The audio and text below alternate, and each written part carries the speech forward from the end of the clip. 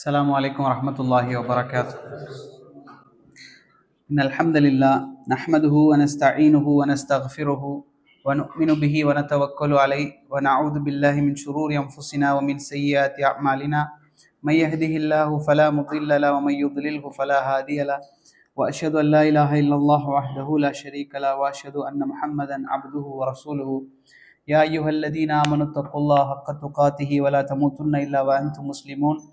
يا أيها الناس اتقوا ربكم الذي خلقكم من نفس واحدة وخلق منها زوجها وبث منهما رجالا كثيرا ونساء واتقوا الله الذي تساءلون به والأرحام إن الله كان عليكم رقيبا. يا أيها الذين آمنوا اتقوا الله وقولوا قولا سديدا يصلح لكم أعمالكم ويغفر لكم ذنوبكم ومن يطع الله ورسوله فقد فاز فوزا عظيما. எல்லா புகழும் அகிலங்கள் அனைத்திற்கும் ஏக இறைவனாகிய தூணின்றி வான் படைத்த அல்லாஹ் ரப்புல் ஆலமீன் ஒருவனுக்கே உரித்தானதாகும். அவனது சாந்தியும் சமாதானமும் அவனுடைய இறுதி தூதர் முஹம்மது ரசூலுல்லாஹ் ஸல்லல்லாஹு அலைஹி வஸல்லம் அவர்கள் மீதும் அவர்களை பின்பற்றி வாழ்ந்த சத்திய சஹாபாக்கள், தாபீன்கள், தபா தாபீன்கள், உலமாக்கள், ஐமாக்கள், நாம் நேசிப்போர்கள், நம்மை நேசிப்போர்கள் அனைவரின் மீதும் என்றென்றும் நின்று நிலவட்டுமாக. எல்லாமல் அல்லாஹ்வின் நல்லடியார்களே, அல்லாஹ் ரப்புல் ஆலமீன் குர்ஆனிலே குறிப்பிடக்கூடிய நேரத்தில் வதக்கிர் ஃபஇன்ன ذிக்ரா தன்ஃபஉல் முஃமினீன், நினைவுபடுத்துங்கள், நினைவூட்டுதல் முஃமின்களுக்கு பயனளிக்கும் என்று சொல்கின்றான். நினைவூட்டுங்கள், அந்த நினைவூட்டக்கூடிய அந்த திக்ர் என்பது முஃமின்களுக்கு பயனளிக்கும் என்று சொல்கிறான். அந்த அடிப்படையில் நாங்கள் வார வாரம் என்ன செய்கிறோம் அப்படின்னா, ஒரே ஒரு நாளில் என்ன செய்கின்றோம், எனக்கும் உங்களுக்குமான ஒரு நினைவூட்டுதலாக தெரிந்த விஷயங்களை திரும்ப படிப்பதற்கும் தெரியாத விஷயங்களை தெரிந்து கொள்வதற்குமான ஒரு வாய்ப்பை அல்லாஹ் நமக்கு தந்திருக்கின்றான். இந்த அடிப்படையில் நாங்கள் எல்லாம் வாரம் ஒரு முறை இங்கே ஒன்று கூடுகிறோம். காரணம், மறுமை நாளிலே இது எங்களுக்கு பிரயோஜனமான ஒரு நேரமாக இருக்க வேண்டும் என்பதற்காக. நாம் எல்லோருமே மறுமை நாளை பற்றிய நம்பிக்கையில் தெளிவாக இருக்கின்றோம். ஈமான் கொண்ட முஃமின்கள் மறுமை நாளை பற்றிய தெளிவான ஈமான் கொண்டு நாங்கள் வாழ்ந்து கொண்டிருக்கிறோம் என்பது உண்மை. ஈமான் கொள்ள வேண்டிய 6 விஷயங்களையும் முஃமின்களாக இருக்கக்கூடிய நாங்கள் நம்பி இருக்கின்றோம். என்ன அந்த 6 விடயங்கள், ஈமான் கொள்ள வேண்டிய 6 அம்சங்கள்? ஆமன்து பில்லாஹி வ மலாயிகத்திஹி வ குத்துபிஹி வ ருசுலிஹி வல் யௌமில் ஆஹிரி வல் கத்ரி கைரிஹி வ ஷர்ரிஹி மின் அல்லாஹ். இதில் பிரதானமான ஒரு நம்பிக்கை தான் என்ன? மறுமை நாள் பற்றிய ஒரு நம்பிக்கை. இந்த மறுமை நம்பிக்கை என்பது ஒரு மனிதனுக்கு எப்போதிருந்து ஆரம்பிக்கும் என்று சொன்னால், அவன் மரணித்ததிலிருந்து ஆரம்பிக்கின்றது. ஒரு மனிதன் மரணித்து விட்டால் அவன் அதற்கு பிறகு பர்சக் என்று சொல்லக்கூடிய கபர் வாழ்க்கைக்கு அவன் தயாராகின்றான். அதற்கு பிறகு பர்சக்கிற்கு பிறகு அவன் செல்லக்கூடிய இடம் மஹ்ஷர் என்று நாம் சொல்லுவோம். மஹ்ஷர் என்று சொல்லக்கூடிய அந்த மறுமை மைதானத்திற்கு மனிதன் தயாராகி விடுகின்றான். அவன் மரணம் என்ன, அவனுடைய பர்சக்குடைய வாழ்க்கை என்ன, அவனுடைய மஹ்ஷருடைய நிலை என்ன, அதற்கு பிறகு அவன் அல்லாஹ்வுக்கு செய்ய வேண்டிய கடமைகளை நிறைவேற்றி அல்லாஹ்வுக்கு அடிபணிந்து அல்லாஹ்வோடு நெருக்கமாக வாழக்கூடிய ஒரு மனிதனுக்கு அல்லாஹ் என்ன செய்கிறான்? சொர்க்கத்தையும், அல்லாஹ்வுக்கு எதிராக, அல்லாஹ்வுக்கும் அல்லாஹ்வுடைய தூதருக்கும் எதிராக மாற்றமாக யாரெல்லாம் நடக்கிறார்களோ அவர்களுக்கு நரகம் என்பதையும் நாங்கள் எல்லோரும் அறிந்து வைத்திருக்கின்றோம். இந்த மஹ்ஷருடைய நாளை பற்றி, மறுமை நாளை பற்றி அல்லாஹ்வுடைய தூதர் ஸல்லல்லாஹு அலைஹி வஸல்லம் அவர்கள் எல்லா விஷயங்களையும் எங்களுக்கு கற்றுத்தந்தார்கள். என்னவெல்லாம் நடக்கும் என்பது சம்பந்தமாக எல்லா விஷயங்களையும் ஒன்று விடாமல் எங்களுக்கு கற்றுத்தந்தார்கள்.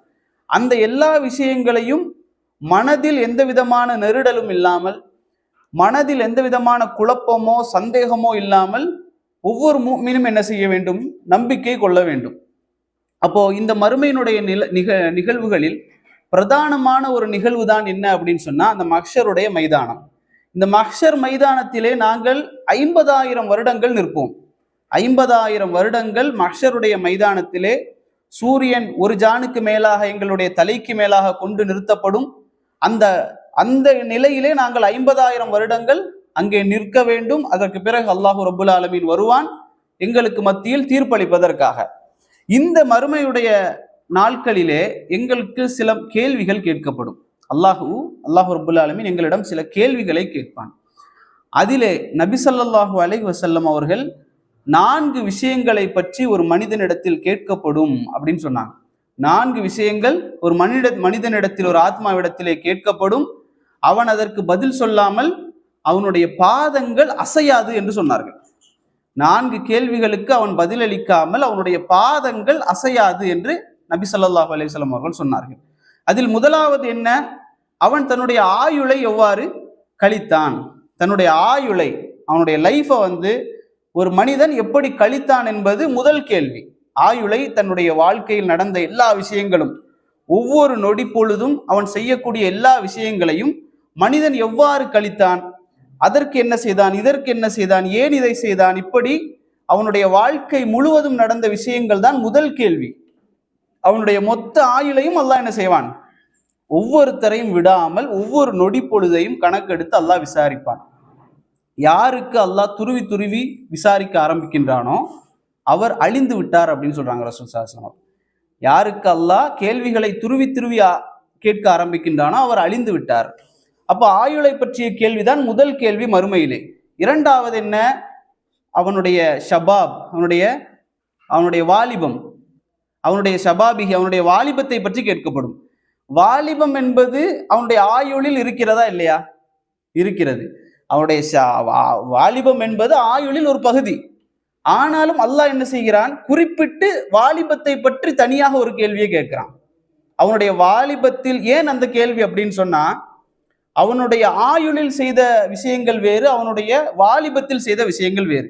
வாலிபத்தில் சில நன்மைகளை எங்களால் செய்ய முடியும், அதை சிறு வயதில் எங்களால் செய்ய முடியாது.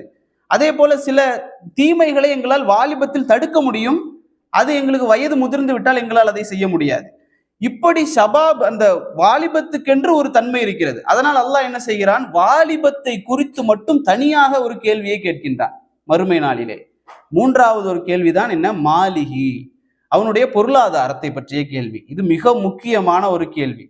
பொருளாதாரத்தை பற்றிய, அவனுடைய பொருளாதாரம் அவனுக்கு எப்படி வந்தது, அவன் அதை எப்படி செலவு செய்தான் என்ற அவனுடைய பொருளாதாரத்தை பற்றிய கேள்வி மூன்றாவது கேள்வி. நான்காவதாக அவனுடைய இல்மை பற்றி கேட்கப்படும். அவனுடைய கல்வி, அவனுடைய அறிவை அவன் எப்படி செலவு செய்தான், அவன் அறிவை எப்படி எல்லாம் தேடினான், அதை எப்படி எல்லாம் பயன்படுத்தினான் என்பது பற்றிய கேள்வி நான்காவது கேள்வி. இதில் நானும் நீங்களும் இந்த எல்லா கேள்விகளுக்கும் பதில் சொல்ல வேண்டும் என்பது மறுக்கப்பட முடியாத ஒரு உண்மை. எப்படி? ஒவ்வொருவரும், நம்ம எல்லாரும் பதில் சொல்லணும்னு சொன்னா ஒரு கூட்டத்தோட கூட்டமா அப்படி நமக்கு தோணும். ஆனா நாங்கள் எங்களை பார்த்து கொள்ள வேண்டும், எங்களை நாங்களே சொல்லிக் கொள்ள வேண்டும். நானும் இதற்கு பதில் சொல்ல கடமைப்பட்டிருக்கின்றேன், நான் தப்ப முடியாது. இதில் மிக முக்கியமான ஒன்றுதான் நாம் இன்னைக்கு பேச போற பொருளாதாரம் சம்பந்தப்பட்ட கேள்விக்கான பதில். இந்த பொருளாதாரம் என்ற, இந்த மாலிகி என்ற பொருளாதாரம் ஒரு மனிதனுக்கு எப்படி வந்தது, அவன் அதை எப்படி செலவு செய்தான் என்பதை பற்றி கேட்கப்படும். இந்த கேள்வியிலிருந்து யாரும், ஒவ்வொருவரும் தப்ப முடியாது என்பதை நாங்கள் நினைவில் கொள்ள வேண்டும். ஏனென்று சொன்னால் ஒவ்வொரு மனிதனுக்கும் பொருளாதாரம் என்பது அடிப்படை தேவை. பொருளாதாரம் என்பது மிக அடிப்படையான ஒரு தேவை மனிதனுக்கு. அந்த பொருளாதாரம் எனக்கு தேவையில்லை என்று ஒருத்தன் சொல்றான் அப்படின்னா அது பொய் சொல்றான். பொருளாதாரம் என்பது எனக்கு தேவையில்லை, எனக்கு அவசியம் இல்லை அப்படின்னு சொல்றான், அவன் பொய் சொல்றான். பொருளாதாரம் என்பது எங்களுடைய அடிப்படை தேவை. யாராக வேண்டுமானால் இருக்கலாம், அவருக்கு பொருளாதாரம் என்பது மிக அவசியமாக தேவைப்படும். இன்னைக்கு நாமெல்லாம் சவுதி அரேபியால உட்கார்ந்து இருக்கிறோம். யாராவது நாம சொல்லுவோமா, எனக்கு இந்த வேலை தேவையில்லை, நான் ஊருக்கு போறேன், என்ன நடந்தாலும் இந்த வேலையை நான் பிடிச்சி வச்சுட்டு இங்கேயே உட்கார்ந்து இருப்பேன், காரி துப்புனாலும் என்ன தொடச்சிட்டு வேலையை நான் கண்டினியூ பண்றேன்னு சொல்லக்கூடிய அளவுக்கு தான் நாம இருப்போம். யாருமே வரக்கூடிய செல்வத்தையோ வரக்கூடிய பொருளாதாரத்தையோ என்ன செய்ய மாட்டோம், வேண்டாம் என்று சொல்ல மாட்டோம். போயிடுமோ அப்படிங்கிற ஒரு பயம்தான் எங்களுக்கு இருக்குமே தவிர வருவதை தடுப்பதற்கான ஒரு விஷயம் நம்மளிடத்தில் இருக்காது. ஆனா இந்த ரிஸ்கை பற்றி நாங்க தெரிந்து கொள்ளணும். ரிஸ்க் என்பது என்ன அப்படின்னா, ரிஸ்க்னா என்ன? ரிஸ்க்னா என்னது? சரி, மாஷா அல்லாஹ், அஹ்சன்த. ரிஸ்க் என்பது என்ன என்று சொன்னால், பொருளாதாரம் ரிஸ்க் தான். ஆனால் பொருளாதாரம் மட்டும் ரிஸ்க் அல்ல. ரிஸ்க் என்பது ஒரு மனிதனுடைய வீடு, அவனுடைய ரிஸ்க். அவனுக்கு கொடுக்கப்படக்கூடிய நல்ல துர்ரியத்தன் தையிபா, அவனுக்கு கொடுக்கப்படக்கூடிய நல்ல குழந்தைகள் அவனுடைய ரிஸ்க். அவனுக்கு கொடுக்கப்படக்கூடிய நல்ல மனைவி அவனுடைய ரிஸ்க். அவனுக்கு கொடுக்கப்படக்கூடிய பொருளாதாரங்கள், அவனுக்கு கொடுக்கப்படக்கூடிய ஆடைகள், உணவுகள் அனைத்தும் என்ன? ரிஸ்க். இதிலெல்லாம் மேலான ஒரு ரிஸ்க் தான் ஈமான் என்ற ரிஸ்க். இதை விட மேலானது இஸ்லாம் என்று சொல்லக்கூடிய ரிஸ்க். அல்லாஹ் எங்களுக்கு அந்த ரிஸ்கை தந்திருக்கின்றான். அல்ஹம்துலில்லாஹ். அல்லாஹ்வை நீங்கள் தெரிந்து கொள்ள வேண்டும். அவன் அர் ரஸாக். அவன் பொதுவாகவும் ரிஸ்கை அளிப்பான், குறிப்பாகவும் ரிஸ்கை அளிப்பான். ரிஸ்க் என்பது பொதுவாகவும் இருக்கிறது, குறிப்பாகவும் இருக்கிறது. பொதுவாக என்றால் என்ன அப்படின்னா, முஸ்லிம்களுக்கும் உணவளிப்பான். அல்லாஹ் என்றால் யார் என்று தெரியாமல் இருக்கக்கூடியவர்களுக்கும் உணவளிப்பான். அல்லாஹுவை மறுத்தவர்களுக்கும் உணவளிப்பான். அல்லாஹ்வுக்கு குழந்தை இருக்கிறது, நவுது பில்லாஹி மின்ஹா, அப்படி சொல்லக்கூடியவர்களுக்கும் அல்லாஹ் உணவளிக்கின்றான், ஆடை அளிக்கின்றான், குடிப்பதற்கு தண்ணீர் கொடுக்கின்றான். இப்படி அல்லாஹுவை மறுப்பவர்களுக்கும், அல்லாஹுக்கு இணை வைக்கக்கூடியவர்களுக்கும், அல்லாஹுக்கு மகன் இருக்கிறது என்று சொல்லக்கூடியவர்களுக்கும், அல்லாஹுவே இல்லை என்று சொல்லக்கூடியவர்களுக்கும் அல்லாஹ் தன்னுடைய ஆடையை, உணவை, தண்ணீரை, வேலை வாய்ப்புகள், குழந்தைகள், பெண்கள், வீடுகள் என அனைத்தையும் கொடுப்பான். இது அல்லாஹுடைய பொதுவான அந்த ரஸாக் என்ற அவனுடைய பண்போடு சம்பந்தப்பட்டது. அவன் அனைவருக்கும் எல்லாவற்றையும் கொடுப்பான். ஆனால் அல்லாஹு ரப்புல் ஆலமீன் இது பொதுவாக கொடுக்கக்கூடியது. ஆனா அல்லாஹ் சில பேருக்கு கொடுக்கக்கூடிய விஷயம் குறிப்பாக இருக்கும். அல்லாஹ் விரும்பியவர்களுக்கும் கொடுப்பான், விரும்பாதவர்களுக்கும் கொடுப்பான். இது அவனுடைய பண்பு. ரசூலுல்லாஹி ஸல்லல்லாஹு அலைஹி வஸல்லம் அவர்கள் சொன்னாங்க. எப்படி சொன்னாங்க அப்படின்னா, அல்லாஹ் நீதமாக அவன் நடக்கணும் அப்படின்னு நினைச்சான் அப்படின்னா, அவன் நல்லவங்களுக்கு தான் கொடுக்கணும்னு நினைச்சான் அப்படின்னா, காஃபிர்களுக்கு ஒரு சொட்டு தண்ணீரை கூட கொடுத்திருக்க மாட்டான் அப்படின்னு அல்லாஹ் ரப்புல் ஆலமீன் சொல்கின்றான். அப்போ என்ன, அல்லாஹ் இந்த உலகத்தை ஒரு கொசுவினுடைய ஒரு ரெக்கைக்கு கூட சமமாக கருதலை. அப்படிதான் வருது இந்த ஹதீஸ்ல. அல்லாஹ் இந்த உலகத்தை ஒரு கொசுவினுடைய ஒரு ரெக்கைக்கு சமமாக கருதி இருந்தால் கூட காஃபிர்களுக்கு உணவு கொடுத்திருக்க மாட்டான். அப்போ அல்லாஹ்வுடைய பார்வையில் இந்த உலகம் என்பது செத்து போய் மக்கி போய் அது என்ன சொல்லுவாங்க, செத்து அந்த அழுவி போய் கிடக்கக்கூடிய ஆட்டை விட ஒன்றுக்கும் இல்லாததான் இந்த உலகம். அதனால்தான் அல்லாஹ் எல்லோருக்கும் என்ன செய்கிறான், உணவு கொடுக்கின்றான், ஆடை கொடுக்கின்றான். அப்ப நமக்கு அல்லாஹ் என்ன செய்திருக்கின்றான், இஸ்லாத்தை தந்திருக்கிறான் என்று சொன்னால், ஈமானை தந்திருக்கிறான் என்று சொன்னால், எங்களுக்கு குழந்தை செல்வங்களை, பெண்களை தந்திருக்கிறான் என்று சொன்னால், அல்லாஹ் எங்களை விரும்புகிறான் என்பது முதலாவதாக. இரண்டாவது, அவன் எங்கள் மீது ஒரு அன்பு செலுத்தி எங்களுக்கு தர வேண்டிய அனைத்தையும் தருகிறான் என்பதை நாங்கள் உணர்ந்து கொள்ள வேண்டும். ஏன்னா எல்லாருமே என்ன நினைக்கிறோம் அப்படின்னு சொன்னா, எனக்கு சரியான பொருளாதாரம் இல்லை, எனக்கு சரியான வேலை இல்லை, இதை விட சிறந்த வேலை எனக்கு கிடைச்சிருக்கணுமே, இதை விட எனக்கு சிறந்த ஒரு சம்பளம் எனக்கு கிடைச்சிருக்கணுமே என்பது எல்லோருடைய விருப்பமும் தான். இவன் உலகத்தின் முதல் பணக்காரன் கூட என்ன விரும்புவான், இன்னும் எனக்கு கொஞ்சம் செல்வம் கிடைத்திருந்தால் நன்றாக இருக்கும் என்பதை அவனும் விரும்புவான். ஆனால் ஒரு முஃமின் எப்படி நினைப்பான், அவனுக்கு கொடுக்கப்பட்ட ரிஸ்குகளிலேயே மிகப்பெரிய ரிஸ்க் இஸ்லாம் என்ற ரிஸ்க். அந்த ஒரு ரிஸ்கை அல்லாஹ் எனக்கு தந்திருக்கிறான் என்று சொன்னால் அல்லாஹ் என்னை விரும்புகிறான் என்பதை அவன் உணர்ந்து கொள்வான். ஏன்னா சிலருக்கு அல்லாஹ் என்ன செய்வான், சுருக்கி கொடுப்பான். அல்லாஹ் அப்படிதான் குர்ஆன்ல சொல்றான்.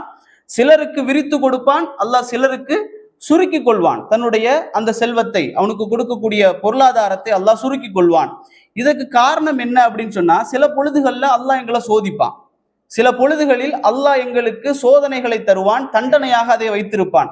அவன் என் பக்கம் திரும்ப வேண்டும், இன்னும் என்னை அவன் தொழ வேண்டும், இன்னும் என்னை அவன் நினைவு கூற வேண்டும் என்பதற்காக அல்லாஹ் எங்களுக்கு சில நேரத்தில் சோதனைகளாக பொருளாதாரத்தை குறைப்பான்.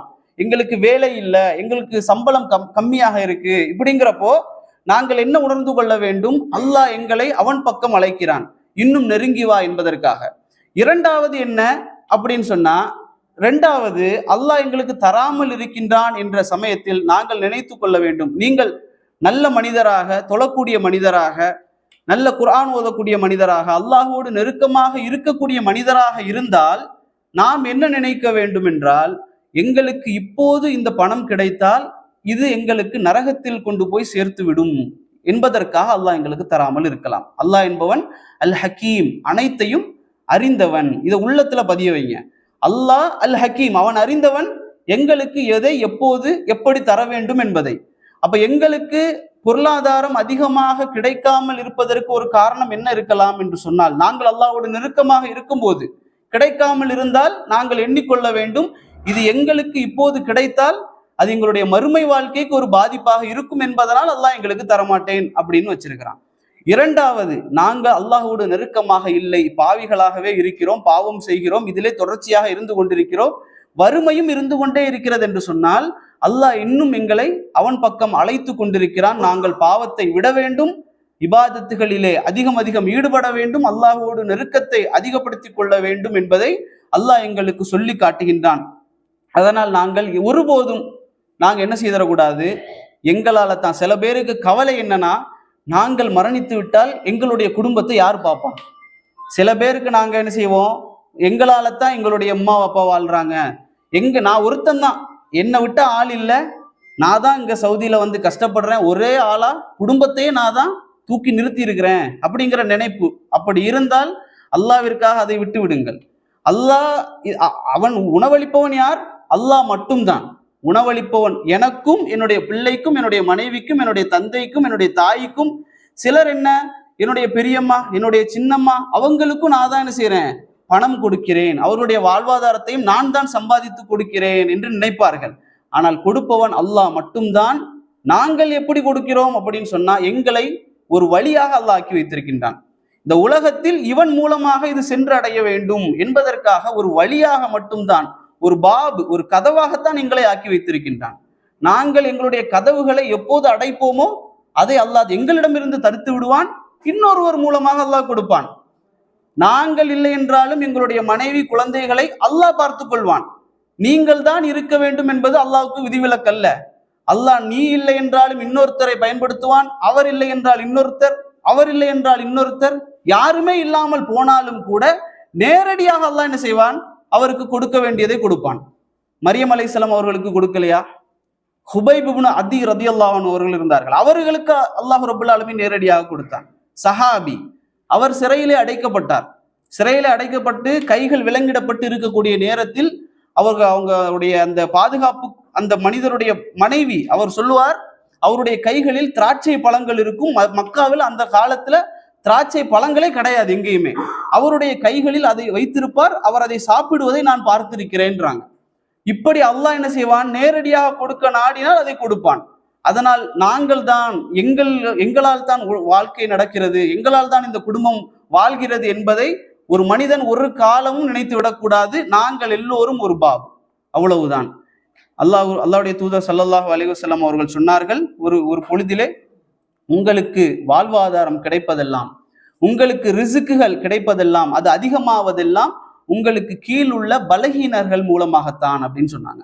என்ன அர்த்தம் அப்படின்னா, நீங்க சில பேருக்கு கொடுத்துக்கிட்டு இருப்பீங்க, சில ஏழைகளுக்கு கொடுத்துட்டு இருப்பீங்க, சில மிஸ்கீன்களுக்கு தொடர்ச்சியாக கொடுத்து கொண்டிருப்பீங்க, சில விதவைகளுக்கு கொடுத்துட்டு இருப்பீங்க.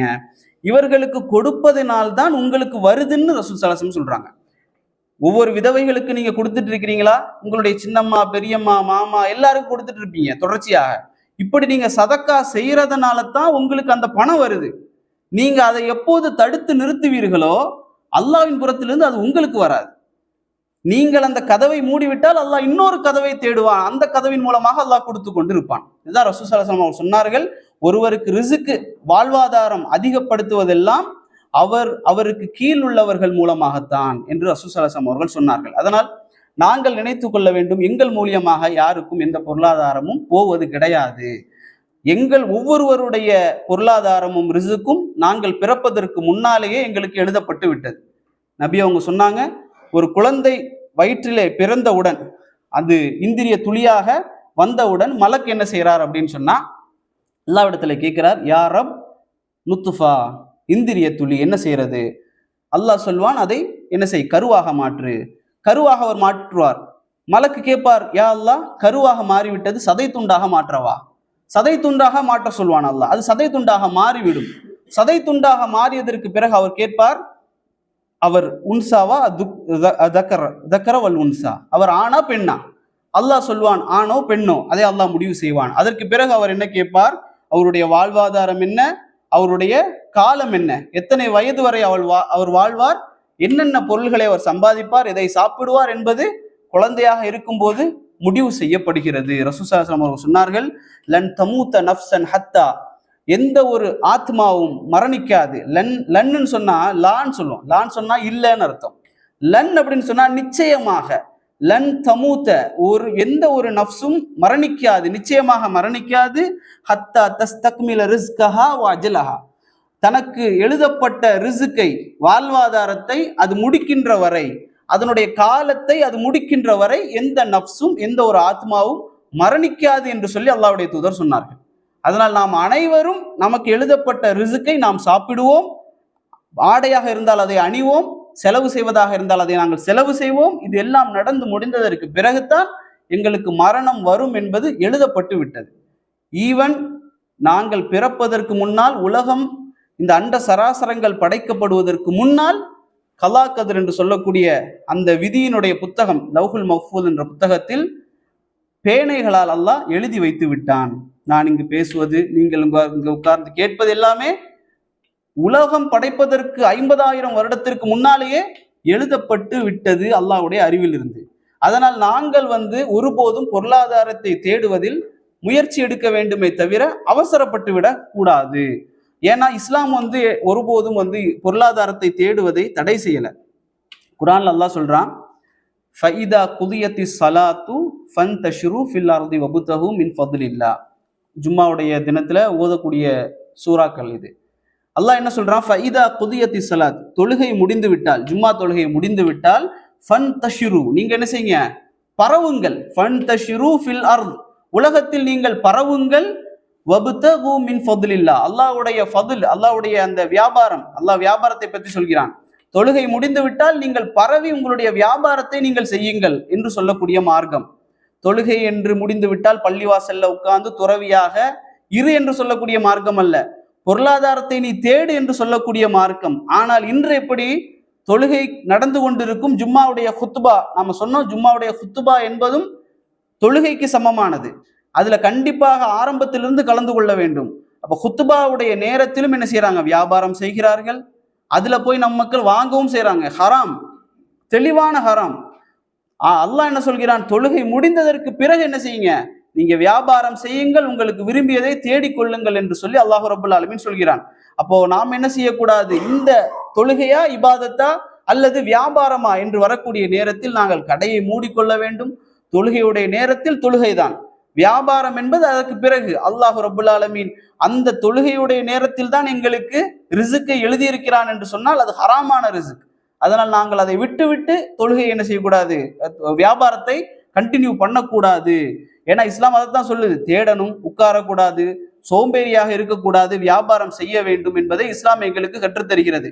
அதே போல தொழில் செய்யக்கூடியவர்கள், நாங்கள் செய்யக்கூடிய வியாபாரம் ஏமாற்றி வியாபாரம் செய்கிறோமா? சின்ன நம்ம நினைப்போம், நம்ம வியாபாரம் செய்கிறோம், ஆனால் யாரையும் ஏமாற்ற எல்லாம் இல்லை அப்படின்னு சொல்லி நினைப்போம். ஆனா நாங்க அப்படியே சுய பரிசோதனை செய்து பார்த்தா நிறைய விஷயங்களை மறைச்சு வியாபாரம் செய்வோம்.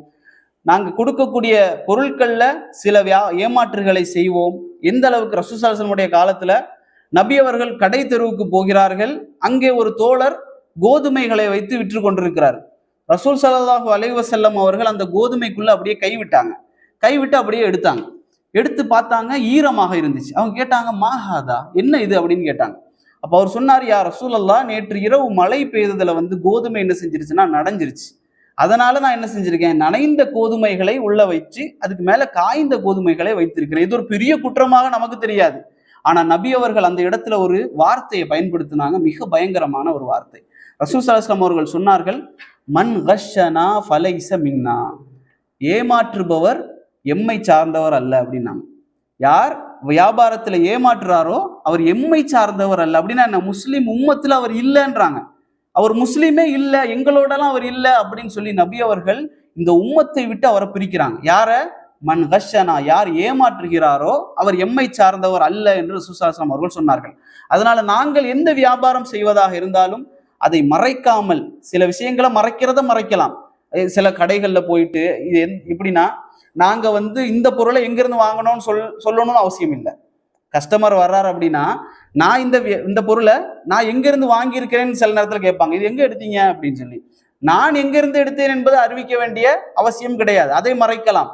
ஆனால் அதில் இருக்கக்கூடிய குறைகள், அந்த பொருளில் இருக்கக்கூடிய குறைகளை மறைத்து ஏமாற்றி விற்கக்கூடிய அந்த செயலை ரசூல் ஸல்லல்லாஹு அலைஹி வஸல்லம் என்ன செய்றாங்க, தடை செய்கிறாங்க. அது இஸ்லாத்தை விட்டு, முஸ்லிம் உம்மத்தை விட்டு வெளியேற்றக்கூடிய ஒரு காரியம் என்பதாக நபி அவங்க சொன்னாங்க. அதனால நாங்க வியாபாரம் செய்யக்கூடிய நேரத்துல அல்லாஹ்வின் மீது தவக்குல் வைத்து தான் வியாபாரம் செய்யணும். நாங்கள் அந்த பொருளின் மீதோ அல்லது எங்களுடைய கஸ்டமர்களின் மீதோ தவக்குல் வைக்க வேண்டிய அவசியம் கிடையாது. நபி அவங்க சொன்னாங்க, அல்லாஹ்வின் மீது யார் சரியான முறையில் தவக்குல் வைக்கிறார்களோ அவர்களுக்கு பறவைக்கு உணவளிப்பதை போல அல்லாஹ் உணவளிப்பான். பறவைகள் எப்படி உணவளிக்கப்படுகிறது? காலையில் அந்த பறவை கூட்டிலிருந்து வெளியே செல்கிறது. அது ஜாபுக்கும் போகல, ஹோட்டலுக்கும் போகல. அதுக்கு தெரியாது எங்கே உணவு கிடைக்கும் என்பது அதுக்கு தெரியாது. அப்படி தெரியாத ஒரு பறவை கூட்டை விட்டு வெளியேறி பறந்து செல்கிறது. ஆனால் மாலையிலே வீடு திரும்புகிறது வயிறு நிறைந்த நிலைகள். இப்படிதான் நபி அவங்க சொல்றாங்க. அப்ப பறவைக்கு அல்லாஹ் எப்படி உணவளிக்கிறான்? அதனுடைய முயற்சிக்கு ஏற்ப அது முயற்சி செய்து கூட்டை விட்டு பறந்து போகிறது. அதற்கு தெரியாது எங்கே கிடைக்கும் என்பது. ஆனால் அல்லாஹ் அதுக்கு உணவளித்து அதை திரும்ப மாலையிலே கொண்டு வந்து சேர்க்கிறான். அதே போல ஒரு மனிதன் தவக்குள் வைத்தால், சரியான முறையில் அல்லாஹுக்கு தவக்குள் வைத்தால் அல்லாஹ் இதே போன்று உணவளிப்பான் என்று நபி அவங்க சொன்னாங்க. ஆனா இன்றைக்கு நாங்க என்ன செய்யலாம்னா நிறைய சம்பாதிக்கலாம், கோடீஸ்வரனாக கூட ஆகலாம், தப்பே கிடையாது மார்க்கத்துல. ஆனால் இன்று ஒரு பார்வை என்ன அப்படின்னா, சமூகத்துல ஒரு ஆலிமாக ஒருத்தர் இருக்கிறாரு அல்லது தாயியாக இருக்கிறாரு, மார்க்கத்தை பிரச்சாரம் செய்யறாருன்னா அவர் பிச்சைக்காரனா இருக்கணும் அப்படின்னு சொல்லி ஒரு பார்வை. பணக்காரரா இருந்தா என்ன ஆலிம்சா பணக்காரரா இருக்காரு, சரியில்லையே, நல்ல ஆலிம்சா இல்லை போல, எங்கேயோ கொள்ளடிக்க, இப்படியெல்லாம் ஒரு பார்வை. இது ஒரு தவறான பார்வை, மார்க்கத்தில் இல்லாத ஒரு பார்வை. கேட்டா நபி அவர்கள் 3 நாட்கள் தொடர்ச்சியாக ரொட்டி சாப்பிட்டதில்லை, வயிறு காய்ந்த நிலையில கல்லை கட்டி கொண்டு நபி அவர்கள் இருந்தார்கள், உண்மை. ஆனால் அப்படித்தான் நாங்கள் இருக்க வேண்டுமா? ஃபர்ஸ்ட் என்ன கேள்வி அப்படின்னா, நபி அவர்கள் முன்மாதிரி யாருக்கு? ஆலிமுக்கு மட்டுமா அல்லது முஸ்லிமுக்கா? முஸ்லிம்கள் அனைவருக்கும் அவர் முன்மாதிரி. அப்ப இப்படி ஒருத்தன் கேட்டா என்ன, அப்ப நீ முஸ்லிம் இல்லையா? அப்ப முஸ்லீமுக்கும் முன்மாதிரி தான், ஆலிமுக்கும் அவர் முன்மாதிரி தான். நபி அவர்களிடத்துல 100 ஆடுகள் தொடர்ச்சியாக இருந்து கொண்டே இருக்கும். 100 ஆடுகள். நம்ம கிட்ட ஆடுகள் இருக்கா? 10 ஆடுகள் இருந்தாலே பெரிய பணக்காரன்ற அளவுக்கு நபி அவருடைய பீரியட்ல நபி அவர்களிடத்தில் 100 ஆடுகள் தொடர்ச்சியாக நபி அவர்கள் வைத்திருப்பார்கள். அதில் அதிகரித்ததென்றால் கொடுத்து விடுவார்கள் அல்லது அறுத்து சாப்பிடுவார்கள். இப்படி நபி அவர்களுக்கு 100 ஆடுகள் எப்போதும் இருந்து கொண்டே இருக்கும். பணக்காரர் தான் நபி அவர்கள். ஆனால் எளிமையாக வாழ்ந்தார்கள், ஏழையாக வாழல. நபி அவர்கள் ஏழையாக வாழவில்லை, எளிமையாக வாழ்ந்தார்கள். அவருடைய வாழ்க்கை எளிமையாக இருந்தது. செல்வங்களை கொடுத்து கொண்டே இருந்தார்கள். ஆனால் அவர்களுக்கென்று ஒரு சொத்தை அவர்கள் வைத்திருந்தார்கள். அதையும் கடைசி நேரத்தில் என்ன செஞ்சுட்டாங்க? சதக்காவாக மக்களுக்காக, முஸ்லிம்களுக்காக கொடுத்து விட்டார்கள். அப்துல் ரஹ்மான் இப்னு அவுஃப் ரலியல்லாஹு அன்ஹு அவர்களை நமக்கு தெரியும். அவங்க எப்படி இருந்தாங்க? வந்த நேரத்துல ஒன்றுமே இல்லாம மதீனாவுக்கு வர்றாங்க. அதுக்கு அவங்கள்ட்ட கேட்கப்படுது, நாங்க உங்களுக்கு மனைவியில ஒரு மனைவி, வீடுல பாதி, இப்படி தரவா, கடையில ஒரு கடை தரவா? அவங்க சொல்றாங்க, எங்களுக்கு என்ன செய்யுங்க, சூக்க காட்டுங்க, கடை தெருவை காட்டுங்க, நான் சம்பாதிச்சுக்கிறேன்றாங்க. அதுக்கு பிறகு சம்பாதிச்சு 2 மாடி வீடு கட்டினாங்க. நபி அவர்களுடைய காலத்துல 1400 வருடங்களுக்கு முன்னால 2 மாடி வீடுகளை கட்டியவர் அப்துல் ரஹ்மான் இப்னு அவுஃப் ரலியல்லாஹு அன்ஹு அவர்கள். உஸ்மான் ரலியல்லாஹு அன்ஹு அவர்கள் 10,000 தங்க தீனார்களை கொடுத்தாங்க. தபூக்குடைய யுத்தத்துல உஸ்மான் ரலியல்லாஹு அன்ஹு அவர்கள் 10,000 தங்க காசுகளை என்ன செய்யறாங்கன்னா கொடுக்குறாங்க முஸ்லிம்களுக்கு. என்ன யூஸ் பண்ணிக்கோங்க, தபூக்குடைய யுத்தத்துக்கு பயன்படுத்திக் கொள்ளுங்க. 10,000 திர்ஹம் நம்மளால கொடுக்க முடியுமா? பெரிய பணக்காரர்.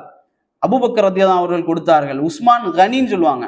உஸ்மான் ரலியல்லாஹு அன்ஹு அவர்களை பணக்கார உஸ்மான்னே சொல்லுவாங்க. அந்த அளவுக்கு பணக்காரர்களாக இருந்தார்கள். அதனால் சஹாபாக்கள் எல்லோரும் ஏழையாகத்தான், பிச்சைக்காரர்களாகத்தான் இருந்தார்கள் என்ற ஒரு தோட்டம்லாம் இல்லை. பணக்காரர்களாக இருந்தார்கள், எளிமையாக வாழ்ந்தார்கள், கொடுக்க வேண்டியதை கொடுத்தார்கள், அவர்கள் பயன்படுத்தி கொள்ள வேண்டியதை பயன்படுத்தி கொண்டார்கள் என்பதைத்தான் நாங்கள் அறிந்து கொள்ள வேண்டும். ஏன்னா நபி அவங்க சொல்றாங்க, நல்ல சொத்து என்பது நல்ல முஃமினுக்கு பயனளிக்கும் அப்படின்னு சொன்னாங்க. நல்ல சொத்து நல்ல முஃமின்களுக்கு பயனளிக்கும். ஆனா ஒரு வித்தியாசம் என்னன்னா, நல்ல முஃமினாக இருந்தால் அவன் என்ன செய்வான்னா, பொருளாதாரம் வர வர அவன் பயப்படுவான். எதற்கு அல்லாஹ் இவ்வளவு தருகிறான் அப்படின்னு சொல்லி பயப்படுவான். அதை அவன் ஒரு சோதனையாக பார்ப்பான். ஆனால் அது இல்லாதவன் என்ன செய்வான் அப்படின்னு சொன்னா, அதை ஒரு பெருமையாக பார்ப்பான். இதுதான் பொருளாதாரம் உள்ள நல்லவனுக்கும் கெட்டவனுக்கும் உள்ள வித்தியாசம். ஒரு நாள் நபி அவங்க இருக்கிறாங்க, பஹ்ரைன்ல இருந்து ஒரு கனிமத்து பொருள் வருது, நிறைய கனிமத்து பொருட்கள் வருது. வந்த உடனே நபி அவங்க பாக்குறாங்க, சஹாபாக்களுடைய முகங்கள் எல்லாம் மலர்ச்சியில இருக்கு. நபி அவங்க கேட்டாங்க, அந்த கனிமத்து பொருள் வர்றது பத்தி கேள்விப்பட்டீங்களா அப்படின்னு சொல்லி. அவங்க சொன்னாங்க, ஆமா. அப்ப எல்லோரும் மகிழ்ச்சியாக இருக்கிறாங்க. நபி அவங்க அதை குறையும் சொல்லல, பொருளாதாரத்தை ஆசைப்படுவதை நபி அவங்க குறை சொல்லல. அப்பாஸ் ரலியல்லாஹு அன்ஹு அவர்கள் வந்தார்கள். இஸ்லாத்திற்காக தியாகம் செய்த அப்பாஸ் ரலியல்லாஹு அன்ஹு அவர்கள் வந்தாங்க. என்ன செய்யறாங்கன்னா, ரசூல் ஸல்லல்லாஹு அலைஹி வஸல்லம் கேட்டாங்க, நான் எடுக்கவா அந்த கனிமத்தை? ரசூல் ஸல்லல்லாஹு அலைஹி வஸல்லம் சொன்னாங்க, எடுங்க, தேவையானதை எடுங்க அப்படின்னு சொன்னாங்க. அப்பாஸ் ரலியல்லாஹு அன்ஹு அவர்கள் தங்களுடைய ஆடையில அப்படியே என்ன செஞ்சாங்கன்னா, பொருட்களை அள்ளி அள்ளி அள்ளி அள்ளி போட்டாங்க. எவ்வளவு முடியுமோ அவ்வளவு அள்ளினாங்க. இன்னைக்கு நம்ம சட்டை போட்டிருந்தா அள்ள முடியாது இல்ல, கந்தூரா அந்த மாதிரி போட்டிருந்தா அள்ளலாம். போட்டு எல்லாத்தையும் அள்ளி வேற ஒரு மூட்டை அந்த மூட்டையும் எடுத்து என்ன செய்யறாங்கன்னா தூக்கி ரெடி ஆகி கொண்டு போயிடலாம் அப்படின்னு சொல்லி அவங்க என்ன செய்யறாங்க. செய்யக்கூடிய நேரத்தில் ரசூலுல்லாஹி ஸல்லல்லாஹு அலைஹி வஸல்லம் அப்படி பார்த்துக்கிட்டே இருக்கிறாங்க. அவங்க எல்லாத்தையும் தூக்கி இன்னொரு மூட்டை இருக்கு, அது தூக்கி தோல்ல வைக்கிறதுக்கு ஆள் தேவை. அப்பாஸ் சொன்னாங்க பக்கத்துல இருந்த தோழர்கிட்ட, நீங்க அதை கொஞ்சம் தூக்கி எனக்கு தாங்கலாம் அப்படின்னு சொல்லி. ரசூலுல்லாஹி சொன்னாங்க, செய்யக்கூடாது, நீங்க தான் தூக்கணும், உங்களால எவ்வளவு தூக்க முடியுதோ அவ்வளோத்தையும் தூக்குங்கன்னாங்க. அப்போ என்ன செஞ்சாங்க, அந்த மூட்டையை விட்டுட்டு அவங்களால தூக்க முடிந்ததை தூக்கி கொண்டு தள்ளாடி நடந்து போயிட்டே இருந்தாங்க. நபி அவர்கள் அவர் போகக்கூடிய தூரம் வரை பார்த்து கொண்டே இருந்தார்கள், கையை இப்படி வச்சு பார்த்துக்கிட்டே இருந்தாங்க. அப்போ இதுல என்ன அப்படின்னா, நபி அவர்கள் குறை சொல்லலை, இப்படி பொருளாதாரத்துக்கு ஆசைப்படுறீங்களா, இஸ்லாத்துக்கு வந்து இவ்வளவு தியாகம் செஞ்ச ஒரு சஹாபி இப்படியே ஆசைப்படுறது அப்படிலாம் நபி அவங்க சொல்லலை. பொருளாதாரத்தை ஒரு மனிதன் எவ்வளவு ஹலாலாக சம்பாதிக்க முடியுமோ அவ்வளவு அதிகமாக சம்பாதித்து கொள்ளலாம், ஆனா பிச்சை கேட்க கூடாது. ஒரு ஏழை வந்தார் நபி அவர்களிடத்துல, ஃபக்கீர் ஒரு ஏழை வந்தார், கை நீட்டி கேட்டார். நபி அவங்க சொன்னாங்க, நீங்கள் இப்படி கையை நீட்டி தானம் கேட்பதை விட, உதவி கேட்பதை விட, ஒரு கோடாரியை கொண்டு போய் காட்டுல போய் மரத்தை வெட்டி முதுகுகளில் சுமந்து அதை விற்று சாப்பிடுவது மேலானதுன்னு சொன்னாங்க. இதுதான் இஸ்லாம் எங்களுக்கு கற்றுத்தரக்கூடிய விஷயம். சோம்பல் இஸ்லாத்தில் தடை. நீங்கள் உழைத்து உங்களால் முடிந்த அளவுக்கு என்ன செய்யலாம், சம்பாதித்து கொண்டே இருக்கலாம், நல்ல ஆசைப்படலாம், ஆனால் அளவுக்கு மீறி என்ன செய்யக்கூடாது, ஆசைப்படக்கூடாது. குர்ஆன்ல அல்லாஹ் சொல்வான், வஇன்னஹு லிஹுப்பில் கைரி லஷதீத், வஇன்னஹு லிஹுப்பில் கைரி லஷதீத். அவன் மனிதன் என்ன செய்யறான்னா பயங்கரமாக ஷதீத் கடுமையாக என்ன செய்யறான்னா ஆசைப்படுறான். இன்னும் அல்லாஹ் சொல்றான், மனிதர்களுக்கு தங்கம் வெள்ளி போன்றவை அவனுக்கு விருப்பமாக்கப்பட்டுள்ளது அப்படின்னு சொல்றான். அப்ப இதெல்லாம் நமக்கு என்ன விருப்பமாக்கப்பட்டிருக்கிறது என்பது உண்மை. ஆனா அதை நாங்கள் ஹராமான முறையிலோ அநியாயமான முறையிலோ அதை நாங்கள் என்ன செய்யக்கூடாது, ஒரு காலம் தேடக்கூடாது. சில பேரெல்லாம் வேலை கிடைக்கல, அது கிடைக்கல, இப்படி எல்லாம் போய் ஏமாத்தவும் முடியல அப்படிங்கிற நிலைமை வந்ததுக்கு பிறகு கூட திருமணம் செய்யறேன் அப்படிங்கிற பேர்ல, வரதட்சணை அப்படிங்கிற பேர்ல நல்ல ஒரு பணக்கார வீட்டு பெண்ணை திருமணம் செய்து அவருடைய வாப்பா சம்பாதித்து வைத்திருந்த செல்வங்களை எல்லாம் வரதட்சணை என்ற பெயர்ல என்ன செய்யறாங்க, கொள்ளையடிக்கிறார்கள். அவருக்கும் அதற்கும் சம்பந்தமே கிடையாது, ஆனாலும் இவர் இதை தர வேண்டும், இவங்க இந்த காரை தரணும், வீடு தரணும், தங்கம் இவ்வளவு தரணும் என்று சொல்லி பெண்ணுடைய வீட்டிலிருந்து, பெண்ணுடைய தந்தையிடத்திலிருந்து அவர் சம்பாதித்த சொத்துக்களை வரதட்சணை என்ற பெயர்ல என்ன செய்யறாங்க, கொள்ளையடிக்கிறார்கள். இதற்கெல்லாம் பதில் சொல்லணும் மறுமை நாளிலே. மாலிகி, உன்னுடைய பொருளாதாரம் உனக்கு எப்படி வந்தது என்ற கேள்விக்கு நாங்கள் பதில் சொல்லியே ஆக வேண்டும் என்பதை நாங்கள் தெரிந்து கொள்ள வேண்டும். ஏன் அப்படின்னா, ஆதமுடைய மகன் ரசூலுல்லாஹி சொன்னாங்க, ஆதமுடைய மகனுக்கு ஒரு தங்க ஓடை இருந்தாலும் என்ன செய்வான், லபுத்தகா இலா சானி, ஒரு தங்க ஆறு ஓடுது வீட்டுக்கு முன்னால அல்லது வீட்டுக்கு உள்ள ஒரு தங்க ஆறு ஓடுது, என்ன செய்வான், உட்கார்ந்துட்டு மாஷா அல்லாஹ் தங்க ஆறு தான், இனி நம்ம பிரச்சனையே இல்லை, செட்டில் தான், ஒரு தங்க ஆறு இருந்தா போதுமே, ஓடிட்டு தானே இருக்கு, தங்க குழம்பு கூட இல்லை, தங்க ஆறுன்னு சொல்றாங்க நபி அவங்க. தங்க ஆறு ஓடிக்கிட்டே இருக்கு. ரசூலுல்லாஹி சொன்னாங்க, அது ஓடிச்சா அவன் என்ன செய்வான்னா, லபுத்தகா இலா சானி, ரெண்டாவது ஒரு ஓடை எங்க ஓடுதுன்னு தேடுவான். 2 ஓடை ஓடுதா, லபுத்தகா இலா சாலிஸ், 3வது ஓடை எங்கன்னு தேடுவான். இதுதான் ஒவ்வொரு மனிதனுடைய நிலைன்னு சொன்னாங்க. எந்த அளவு சொன்னாங்கன்னா, இது எப்போ தீரும் தெரியுமா, எப்போ தீரும் நபி அவங்க சொன்னாங்க, அவனுடைய வாயை மண் நிரப்பும் வரை. அவனுடைய வாயை மண் நிரப்பும், கபர்ல கொண்டு போய் வச்சு மண்ணை போடுவாங்களே, அது வரைக்கும் என்னதான் ஒரு மனிதனுடைய நினைவு இப்படித்தான் இருக்கும். ஒரு தங்க ஓடை கிடைத்தாலும் 2, 3 என்று தேடிக்கொண்டேதான் இருப்பான் என்று நபி அவங்க சொன்னாங்க. அதனால் ஆசை இருக்கலாம், ஆனால் தேடுவதில் நியாயம் இருக்க வேண்டும், ஹலால் என்பது இருக்க வேண்டும். அல்லாஹ் ரப்புல் ஆலமீன் மறுமை நாளிலே எங்களிடத்துல கேட்கக்கூடிய நேரத்தில் கண் பிதுங்கிய நிலையில் இருக்கக்கூடியவர்களாக நாங்கள் இருந்து விடக்கூடாது. அதற்கு பதில் சொல்ல முடியாமல் தடுமாறக்கூடியவர்களாக நாங்கள் என்ன செய்து விடக்கூடாது, இருந்து விடக்கூடாது. ஹராமை செய்து ஹராமான முறையிலே பணத்தை ஈட்டக்கூடியவர்களாக நாங்கள் இருந்து விடக்கூடாது. இன்றைக்கு பலருக்கு என்னன்னா ஒரு குழப்பம், நாங்கள் நிறைய முறையில் பணம் எங்களுக்கு வருகிறது, ஆனால் ஒரு குழப்பத்திலேயே அதை செஞ்சுக்கிட்டேயும் இருக்கிறாங்க. இஸ்லாம் என்ன சொல்லுது, அல் ஹலாலு பையின், ஹலால் என்பது தெளிவானது, வல் ஹராமு பையின், ஹராம் என்பதும் தெளிவானது. அல்லாஹ்வுடைய தூதர் சொல்றாங்க, ஹலால் தெளிவானது, ஹராம் தெளிவானது, முத்தஷாபிஹாத் என்று சொல்லப்படக்கூடிய இந்த இரண்டிற்கும் மத்தியில இருக்கக்கூடிய விஷயங்களும் இருக்கிறது. அது அல்லாஹ்வுடைய மார்க்கத்துல குழப்பம் இல்லை, நமக்கு குழப்பமாக இருக்கும்.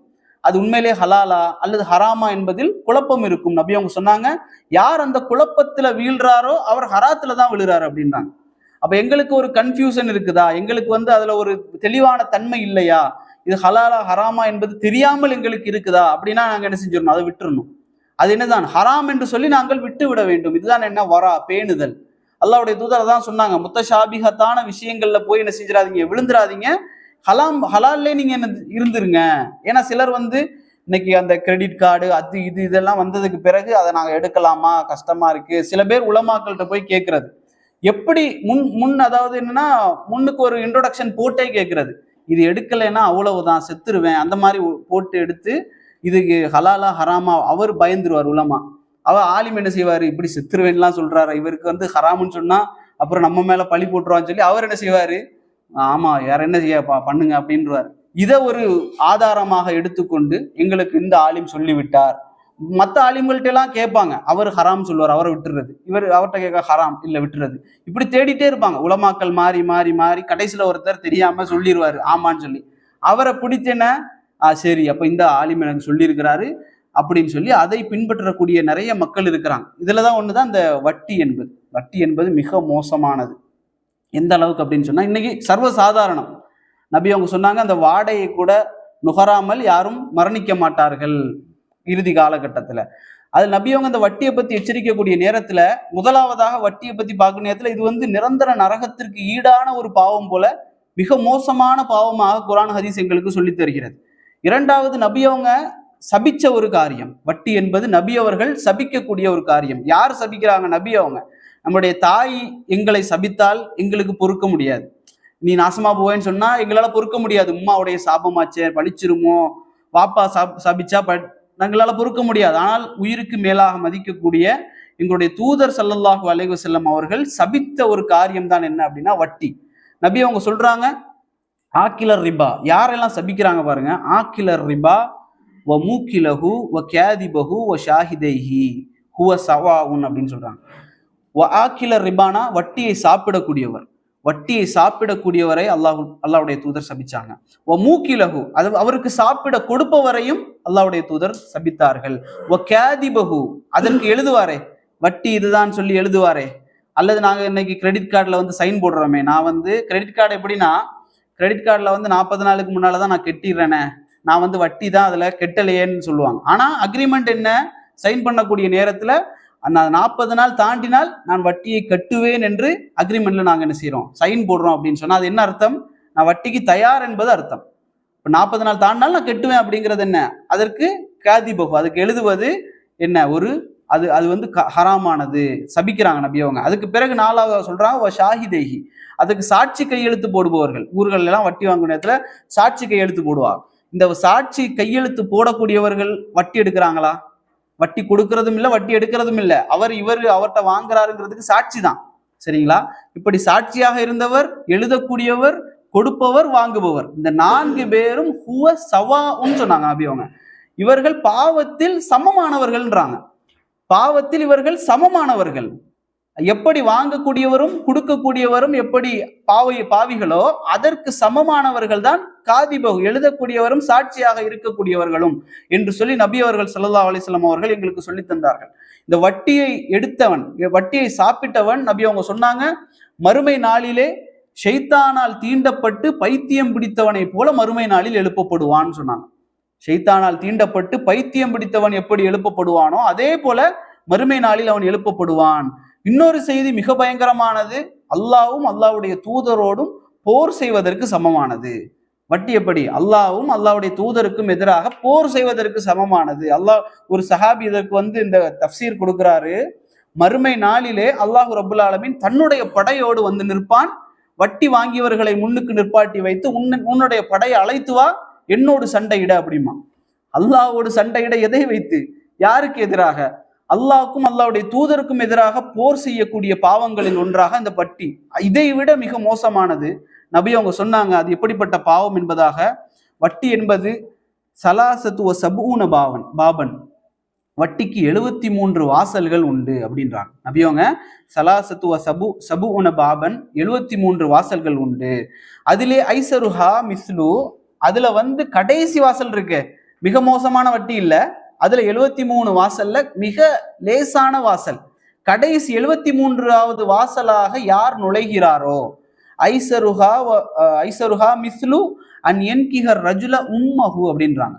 அந்த 73வது வாசலோடு யார் நுழைகிறாரோ அவர் தன்னுடைய தாயை திருமணம் செய்வதற்கு சமம்னு சொன்னாங்க. லா இலாஹ இல்லல்லாஹ். அப்ப 73வது வாசலாக நுழையக்கூடிய அந்த கடைசி நிலை வட்டி கூட எப்படிப்பட்டது? தாயை திருமணம் செய்வதற்கு சமம் என்ற அளவுக்கு மிக மோசமான ஒரு பாவமாக இப்னு மாஜாவிலே 2274வது செய்தியாக இது பதிவு செய்யப்பட்டிருக்கிறது. அப்ப இந்த வட்டியை நாங்கள் என்ன செய்ய வேண்டும்? எங்களுடைய வாழ்க்கையிலே நாங்கள் முற்று முழுதாக இதை புறக்கணிக்க வேண்டும். ஏன்னு சொன்னா இன்னைக்கு எங்களுக்கு ஏதாவது வேண்டும் என்று சொன்னால் அதற்கு அவசரப்பட்டு நாங்கள் என்ன செய்யறோம்? பல விஷயங்களிலே இந்த வட்டியில போய் விழக்கூடிய ஒரு நிலை ஏற்படுது. என்ன காரணம் சொன்னா அவசரம். எங்களுக்கு இப்போது தேவை என்ற ஒரு அவசரத்தின் காரணமாக அது தேவையே இருக்காது. ஆனால் எங்களுக்கு நாங்களே ஒரு தேவையை ஏற்படுத்தி கொண்டு அதை நாங்கள் என்ன செய்யறோம் அப்படின்னா செய்யறோம். இந்த பொருளாதாரம் எங்களுக்கு வர வர எங்களுடைய உலக ஆசை என்ன செய்யணும்? அதிகரிக்கும். நபி அவங்க சொன்னாங்க, உலக ஆசை அதிகரிக்கும், மரணத்தினுடைய வெறுப்பு அதிகரிக்கும். அவன் மரணிக்க விரும்ப மாட்டான். பொருளாதாரம் நிறைய வர வர வர அவன் உலகத்தை மோகம் கொள்ளுவான், உலகத்தை எப்படியாவது அனுபவிக்க வேண்டும் என்று. இரண்டாவது, மரண சிந்தனை அவனை வெறுப்படைய வைத்துக் கொண்டே இருக்கும், மரணத்தை அவன் வெறுத்து கொண்டே இருப்பான் அப்படின்னு நபி அவங்க சொன்னாங்க. இன்னும் அதே போல இந்த வியாபாரத்துல ஒன்றுதான் நாங்க இந்த ஏமாற்றி வியாபாரம் செய்யறது, பொருளாதாரத்துல நமக்கு இல்லாத பொருளாதாரத்தை எடுப்பது என்பது மிக மோசமானது. ஹைபருடைய ஒரு யுத்தம், இந்த ஹைபருடைய யுத்தம் முடிந்து அல்லாஹ்வுடைய தூதரும் என்ன செய்யறாங்க அப்படின்னா வந்துகிட்டு இருக்கிறாங்க. வந்தாச்சு, ஹைபருடைய யுத்தம் முடிந்து விட்டது, கனிமத்து பொருட்கள் எல்லாம் கிடக்குது. அப்போ ஒவ்வொருத்தங்களா மரணிச்சு கிடக்குறாங்க, சஹாபாக்கள் எல்லாம் மரணிச்சு கிடக்குறாங்க, அவருடைய மையத் அங்க கிடக்குது. அப்போ ஒவ்வொரு சஹாபாக்கெல்லாம் என்ன செய்யறாங்கன்னா நபி அவர்களோட போய் பாக்குறாங்க, யார் யாரெல்லாம் மௌத்தானதுன்னு பாக்குறாங்க. பார்க்க நேரத்துல ஒவ்வொருத்தராக பார்த்து சஹாபாக்கள் சொல்றாங்க, இவர் ஷஹீத், இவர் ஷஹீதாகி விட்டார், அப்படித்தானே சொல்லுவாங்க. இவர் ஷஹீதாகி விட்டார், இவர் ஷஹீதாகி விட்டார் அப்படின்றாங்க. இவங்க எல்லாருமே போர்ல கலந்து கொண்டு முஸ்லிம்களுடைய படையிலிருந்து முஸ்லிம் அல்லாதவர்களுக்கு எதிராக போரிட்டு மரணித்தவர்கள், கஷ்டப்பட்டு போராடி மரணித்தவர்கள். அவங்க ஒவ்வொருத்தரையும் சஹாபாக்கள் இவர் ஷஹீத், இவர் ஷஹீதுன்னு சொல்லிக்கிட்டே போறாங்க. அப்போ அதுல ஒருத்தரை சொன்னாங்க அவங்க, இவர் ஷஹீத் அப்படின்னு சொன்னாங்க. ஒரு தோழர், அவர் கொல்லப்பட்டு கிடக்கிறார். நபி அவங்க சொன்னாங்க, அவரை நான் நரகத்தில் கண்டேன்னு சொன்னாங்க. அவரை நான் நரகத்தில் கண்டேன். யார் ரசூலல்லாஹ், என்ன எப்படி அப்படின்னு சொல்லி கேட்டாங்க. இப்போ ரசூல் ஸல்லல்லாஹு அலைஹி வஸல்லம் அவங்க சொன்னாங்க, இந்த கனிமத்துடைய பொருட்கள் இருக்குல்ல, அந்த பொருட்களில் ஒரே ஒரு போர்வையை அவர் எடுத்தார். என்ன, ஒரே ஒரு டவலை எடுத்தார். கனிமத்து பொருள்ல தங்கத்தையோ வெள்ளியையோ அவர் எடுக்கல. அவருக்கு உரித்தானதுதான். அவர் அதுக்கு தகுதியா அப்படின்னா அவர் தகுதியானவர். அவர் சண்டையிட்டார், அவர் போரிட்டார், அவர் கொல்லப்பட்டார். கொல்லப்படுவதற்கு முன்னால என்ன செஞ்சிட்டார் அப்படின்னு சொன்னா, அந்த பொருள்ல கனிமத்து பொருட்கள்ல ஒரே ஒரு டவலை எடுத்துக்கிட்டாரு. அந்த போர்வையின் காரணமாக அவர் நரகத்தில் இருப்பதை நான் பார்த்தேன்னு சொல்லி நபி அவங்க சொன்னாங்க. பாருங்க எந்த அளவுக்கு அவருக்கு தகுதியாக இருந்தும் அல்லாஹ்வுடைய தூதருடைய அனுமதி இல்லாமல் அடுத்தவர்களுடைய பொருளை என்ன செய்வது, எடுத்து தன்னோடு வைத்துக் கொள்வது. நபி அவங்க சொன்னாங்க, இந்த உலகத்தில் அடுத்தவருடைய இடத்தில் ஒரு சாணை ஒருத்தர் எடுக்கிறார். அன்னைக்கு அதுதான் ஊர்கள் எல்லாம் இந்த வீட்டுக்கு இந்த பவுண்டரி வால் கட்டுறதுல அவ்வளவு சண்டை. என்னுடைய இடம் இது இவ்வளவுதான் இருக்கு, 2 இன்ச்சு எனக்குத்தான் இப்படின்னு சொல்லி சண்டை போட்டு அந்த எவ்வளவு பெரிய பிரச்சனைகள். நபி அவங்க சொன்னாங்க, தனக்கு இல்லாத ஒரு சொத்தை, ஒரு ஜானை அவர் எடுத்திருந்தார் சொன்னா அவர் நரகத்துல அவர் காண்பார், நரகத்துல அதை அவர் என்ன செய்வார், அவர் காண்பார் என்பதாக நபி அவங்க சொன்னாங்க.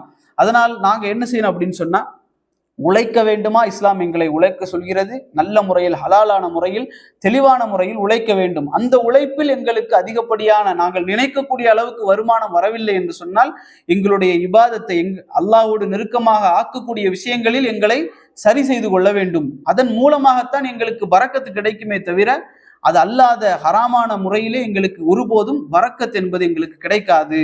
அப்போ முன்னாடி எல்லாம் நமக்கு இப்போ சவுதி அரேபியால இருக்கிறோம் அப்படின்னா, நாங்க இல்லாம ஊர்கள்ல இருந்திருப்போமே, வேலை இல்லாம கஷ்டப்பட்டுக்கிட்டு இருக்கிற நேரத்துல எங்களுடைய தவக்குள் பார்த்தா சரியான தவக்குலா இருக்கும். அல்லாஹ் எப்படி எனக்கு வேலை தருவான், அல்லாஹ் எனக்கு எப்படியும் வாழ்வை தருவான், இப்படின்னு பெரிய தவக்குள் எங்களுக்கு இருக்கும். ஆனா கிடைச்சதற்கு பிறகு தவக்குள் இருக்காது. கிடைத்ததற்கு பிறகு என்ன, வேலை போயிருமோ, அங்க சண்டை நடக்கு, ஈராக்ல சண்டை நடக்கு, யமன்ல இருந்து குண்டு போடுறான், எங்களை ஊரை விட்டு துரத்திடுவானோ, சவுதியை விட்டு இப்படி ஒரு பயந்து அப்ப இருந்த தவக்குல் எங்களுக்கு இப்ப இல்லை. அல்லாஹ் என்பவன் உயிரோடு தான் இருக்கின்றான், அன்று இருந்தவன் இன்றும் இருக்கின்றான், இனியும் இருப்பான். அதனால் எங்களுக்கு எழுதப்பட்ட ரிஸ்க் எங்களுக்கு வந்து சேர்ந்து கொண்டே இருக்கும். அதில் கவலைப்பட வேண்டிய அவசியமோ, உலகத்தில் அது நடக்கிறது இது நடக்கிறது என்று கவலைப்பட வேண்டிய அவசியம் எங்களுக்கு ஒருபோதும் என்ன செய்யக்கூடாது, இருக்கக்கூடாது. எங்களுடைய தக்குவாவின் மூலமாக அல்லாஹ்வுக்கு நாங்கள் எப்போது அஞ்சி நடப்போமோ அல்லாஹ் எங்களுக்கு உணவளித்துக் கொண்டே இருப்பான். அல்லாஹ் ரப்பல் ஆலமீன் குர்ஆனிலே சொல்கின்றான், வமை யத்தகில்லாஹ யஜ்அல் லஹு மக்ரஜா. யார் அல்லாஹ்வுக்கு பயப்படுகிறார்களோ, வமை யத்தகில்லாஹு யஜ்அல் லஹு மக்ரஜா, அவர்களுக்கு அல்லாஹ் என்ன செய்வான், வழிகளை திறந்து கொடுப்பான். சில பேர் சில பிரச்சனைகள்ல மாட்டி இருப்போம், சில கஷ்டங்கள்ல மாட்டி இருப்போம். இந்த மாதிரி எல்லாம் இருக்குன்னா அல்லாஹ் என்ன சொல்றான், வழி. அல்லாஹ் பொய் சொல்ல மாட்டான். சரிங்களா? அல்லாஹ் பொய் சொல்ல மாட்டான். அவன் கொடுத்த வாக்கை நிறைவேற்றுவான். வமை யத்தகில்லா, அல்லாஹ்வை யார் பயந்து நடக்கிறார்களோ யஜ்அல் லஹு மக்ரஜா, அவர்களுக்கு அல்லாஹ் வழிகளை திறந்து விடுவான். இது ஒரு வாக்கு. வயர்சுகுஹு மின் ஹைசு லா யஹ்தசிப், இது அல்லாஹ் கொடுக்கிற வாக்கு. அல்லாஹ் என்ன செய்யறான் அப்படின்னா, வயர்சுகு, அவர்களுக்கு அல்லாஹ் வாழ்வாதாரத்தை வழங்குவான். மின் ஹைசு லா யஹ்தசிப், அவர் அறியாத புறத்தில் இருந்து. எங்களுக்கு அறியாத புறத்து, எங்களுக்கு 2 வழிதான் தெரியும். பொருளாதாரம் வருவதற்கு எங்களுக்கு 2 வழி தெரியும். ஒண்ணு நினைப்போம், இங்க வேலை செஞ்சா ஒரு வழி, இன்னொன்னு ஊர்ல பிசினஸ் தொடங்கினா 2வது வழி. இதை தவிர வேற வழி எங்களுக்கு தெரியாது. ஆனால் அல்லாஹ்வுக்கு 200 வழிகள் வைத்திருப்பான். அதனால் நாங்கள் என்ன செய்யக்கூடாது, வழிகளை தேடி பயப்பட வேண்டிய அவசியம் இல்லை. வமை யத்தகில்லா, அல்லாஹ்வுக்கு யார் பயப்படுகிறார்களோ வயர்சுகுஹு மின் ஹைசு லா யஹ்தசிப், அவர்கள் அறியாத புறத்திலிருந்தெல்லாம் அல்லாஹ் அவர்களுக்கு பொருளாதாரத்தை கொண்டு வந்து சேர்ப்பான் என்பதை அல்லாஹ் எங்களுக்கு வாக்களிக்கின்றான். அல்லாஹ் ரப்பல் ஆலமீன் எங்களுக்கும் எங்களுடைய குடும்பத்திற்கும் தேவையான ரிஸ்க்குகளையும் அடிப்படையான விஷயங்களையும் அல்லாஹ் ரப்பல் ஆலமீன் கொண்டு வந்து சேர்ப்பதற்கு மிக முக்கியமான ஒன்றுதான் இந்த தக்குவா என்பதை நாங்கள் அறிந்து கொள்ள வேண்டும். மறுமை நாளிலே நாங்கள் பதில் சொல்லக்கூடிய நேரத்திலே கண் பிதுங்கிய நிலையில் நாங்கள் பதில் சொல்லக்கூடியவர்களாக ஆகிவிடக் கூடாது. எங்களுடைய வாழ்வாதாரம் ஹலாலாக இருக்க வேண்டும். உங்களுக்கு தெரியும் ஒரு சம்பவம், நபி அவர்கள் இருக்கக்கூடிய நேரத்தில் சஹாபாக்கள் எல்லோரும் இருக்கிறார்கள். ஒரு மனிதர் அப்படியே என்ன செய்யறாருன்னா வர்றார், வந்து என்ன செய்யறாரு, கதறி கதறி கதறி கதறி அழுறார். பள்ளிவாசலில் உட்கார்ந்து கதறி கதறி அழுது கொண்டு இருக்கிறார். சஹாபாக்கள் வந்து பாக்குறாங்க, அவங்க வந்து கஷ்டப்படுறாரு அப்படின்னு சொல்லி. நபி அவங்க கேட்டாங்க, இவருடைய துவாவை அல்லாஹ் அங்கீகரிக்க மாட்டான் அப்படின்றாங்க. சஹாபாக்களுக்கு எல்லாம் ஆச்சரியம், அவர் இப்படி அவர் அல்லாஹ் தான் வணங்குறாரு, இப்படி தேம்பி தேம்பி அழுறாரு, அல்லாஹ் இடத்துல துவா செய்யறாரு, அல்லாஹ் ஏன் இதை ஏற்க மாட்டான் அப்படி கேட்டபோது நபி அவங்க சொன்னாங்க, அவர் குடிப்பது ஹராம், அவர் சாப்பிடுவது ஹராம், அவர் உடுத்திருக்கக்கூடிய ஆடை ஹராம், இவருக்கு எப்படி அல்லாஹ் பதிலளிப்பான் என்று ரசூலுல்லாஹி ஸல்லல்லாஹு அலைஹி வஸல்லம் கேட்டாங்க. அதனால் எங்களுடைய வாழ்வாதாரம், நாங்கள் சாப்பிடக்கூடிய சாப்பாடு, இதுல எதுலையுமே வந்து என்ன செய்யக்கூடாது, ஹராம் கலந்திருக்க கூடாது என்பதில் தெளிவாக இருக்க வேண்டும். அப்படி தெளிவாக இல்லை என்று சொன்னால், அதுல வந்து ஏதாவது ஒரு குளறுபடி இருக்குது அப்படின்னு சொன்னா எங்களுடைய துவாக்கள் என்ன செய்யப்படாது, அங்கீகரிக்கப்படாது. மறுமை நாளிலே நாங்கள் வேதனை செய்யப்படுவோம் என்பதை நாங்கள் உணர்ந்து கொள்ள வேண்டும். அல்லாஹ் ரப்பல் ஆலமீன் அந்த நிலையிலிருந்து நம் அனைவரையும் பாதுகாப்பானாக. வாஹிர் தவானா அனில் ஹம்துலில்லாஹி ரப்பில் ஆலமீன். அஸ்ஸலாமு அலைக்கும் வரஹ்மத்துல்லாஹி வபரகாத்துஹு.